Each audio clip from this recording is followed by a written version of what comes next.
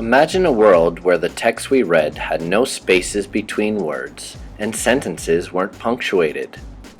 How might the message be perceived, if at all?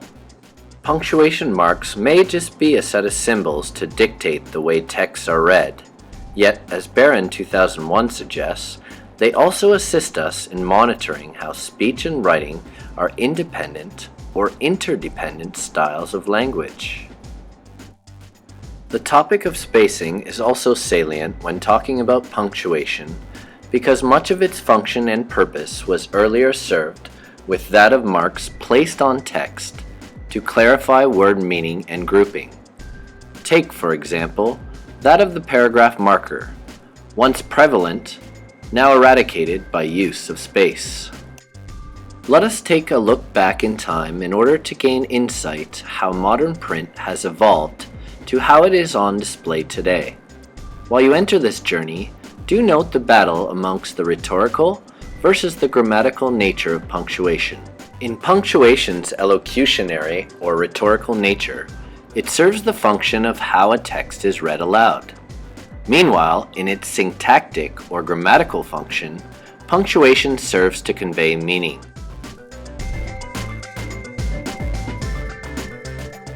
Sometime between 257 to 180 BC, Aristophanes of Byzantium, a librarian of Alexandria, is credited for laying out a Greek punctuation system that included individual marks on words and varied pauses between phrases. He came up with 3 units of punctuation that were of rhetorical nature: a comma, which was a short pause after a short phrase, a colon, a longer pause after a long phrase, and a periodus, an even longer pause after an even longer phrase. While Aristophanes' system is documented, it was rarely in use. Some Latin inscriptions and documents had points to separate words, whilst others did not. For a brief moment, things were looking positive in 4th to 6th century AD when some Roman grammarians were recommending the use of Aristophanes' 3-point system, yet the system failed to gain popularity. However, there is evidence during this period that some ends of sentences were flagged with a gap. The new sentence that begun after it was even begun with a large letter. Some of these sentences even had a point. Punctuation was invented, yet it still had to make its mark. It wasn't until the spread of early literacy in medieval England until punctuation and spacing started to truly evolve. There were several leading causes to this, which included Latin texts, English or vernacular texts, silent reading, and printing. Latin texts, which were much of the written word at the time, had to be read aloud because they were written without spaces between words. The reader had to listen to the text to actually decipher its grammatical structure. English scribes were responsible for putting the work into writing, yet didn't add punctuation. When punctuation did occur, it was left to the original author, or even sometimes the most skilled monks. The punctuation added to Latin texts was purely rhetorical in nature, since it was meant to represent speech. Furthermore, Latin syntax didn't lend itself to grammatical punctuation. With the rise of universities came the shift from oral to silent reading. Word spacing, legible scripts, formatted texts, and use of punctuation brought the birth to fluency in reading, digestion of large amounts of text, scholarly reading, and a broader base of individual knowledge. Whilst the 14th and 15th centuries were still flagged with one professor reading aloud, students were now silently reading their own copies of the same texts. Silent reading and writing was becoming the norm. Printing largely shaped the reader's relationship with the written word. During the late 14th century, punctuation marks were not standard, so it was necessary to adopt a stable set of marks and their meaning. The initial English printers were outsourced and centralized in their supply, so this fostered the standardization of punctuation marks. Initially, many printers did not handle punctuation. They were passed on to human rubricators to do the job. Over time, this human labor was deemed uneconomical, so things like indenting text with space instead of punctuation evolved as the new way to indicate a new paragraph. Quotation marks followed the same evolution. Early medieval manuscripts did not mark them, yet by the 12th century they were underlined in red. The economics of paying an industry of rubricators did not make sense, hence the birth of quotation marks. Parentheses, in use since the 14th century, were defined at the hands of the printing press in the 15th century to be a graphic representation of the oral aside. Since classical Latin text was meant to be read aloud, these oral experiences needed to be aided. Towards the end of this era, it was William Caxton who invented the first National English printer. This spawned from his unhappiness with the lack of punctuation in text of his own vernacular. With the printer, he included 3 punctuation marks: the full stop, the colon, and the virgule for the comma. Unfortunately, however, his use of punctuation was sporadic and rarely followed the rules of syntax. It wasn't until the 16th and 17th century until the standardization of punctuation began in English print. With literacy printing and silent reading on the rise, it increased the awareness of English as a heavy hitter of languages, along with Latin and French. Because of this, punctuation was more heavily scrutinized too. Silent reading grew immensely at this time, with more women reading romance novels and the publishing industry to go along with it. Newspapers were now a valid form of media, and changing models of religion and science meant more texts were being printed in English. Protestants, for example, were encouraged to silently read their Bible in English. The modern novel was born too, now that people were wealthier and had the individual space to read in private. All this reading, now in English, led to the popularity of a punctuation system that favored more of the grammatical functions.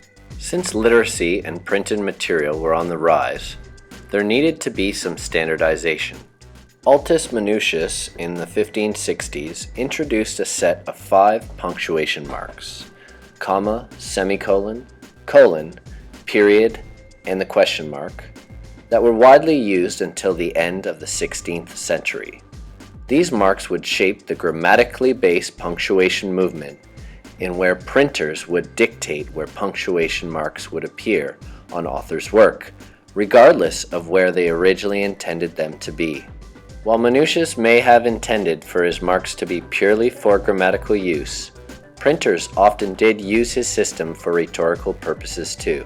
The grammatical versus elocutionary battle was still prevalent during this era. For the syntax side were translators, especially those of the Bible, schoolmasters, lawyers arguing from the logical aspect, and grammarians. Meanwhile, on the rhetorical side, those involved in theater, which was hugely popular at the time, had a vested interest. The growing war of elocution versus grammar when it came to punctuation was only exacerbated during this era. One side was fueled by the continued growing interest in theater, whilst the other in the use of grammar in general. What did they both have in common? A burgeoning middle class. More wealth meant more schooling, which meant more demand for written text. The Industrial Revolution helped the masses rise up from the English unruly class system. Elocutionary skills were on high demand, no thanks to the popularity of theater and evangelical Christianity. Both industries would require higher education for training. Even the schoolroom, a place one would consider a win for the grammatical approach, was key in propagating the rhetorical approach to punctuation. So much of it was still oral. Even readers were read aloud. So who was to be the heavy hitter for the grammatical side? The printers, of course. During the mid-19th century, they favored grammatical punctuation because it was easier to set than that of elocutionary. This time period's impact on punctuation saw enormous changes in pedagogical theory and growth of mass communication. When Charles W. Eliot took presidency of Harvard College in 1869, he expunged Latin and Greek in favor of English instruction and introduced more choice in curriculum. In addition, and with the help of Adams Sherman Hill, he shifted higher education courses to include composition that centered on personal experience and points of view. This would replace the view of writing as an independent linguistic domain with one that viewed it as a tool for personal introspect and mirroring speech. The other domain that aided punctuation's evolution during this era was that of journalism. The Telegraph helped pave the way for a crisper writing style due to its limited amount of text it would transfer at one time. In a nutshell, shorter sentences equaled less punctuation. Since the modern view of writing is that of a mirror of informal speech, rather than that of a formal one, punctuation tends to be used more so from a rhetorical stance. In other words, punctuation groups words that have already been spoken rather than words written to express later. The mass adoption of telephones, radio, and television after World War II can largely be attributed to this relationship of the spoken and written changing at a rapid pace. Speech superseded the rate at which communication happened. People no longer had to write notes, letters, and memoranda in order to communicate at a distance. As a result, writing is now more like speech. It is an alternative to speech rather than a distinct medium with its own functions and conventions. One should not ignore the digital era's importance on how it has shaped punctuation and spacing in text. Yet the criteria of this assignment called for the exclusion of such discourse. So who wins the battle in the end? I don't think the answer is such an easy one. As Scholes and Willis illuminate, while there may be cases in which punctuation corresponds to both prosodic and syntactic information, the two are fundamentally incompatible. While this age-old debate may never be settled, what all can perhaps agree upon is their benefit to the way that these functions have aided in the fluency and tone in which text is read.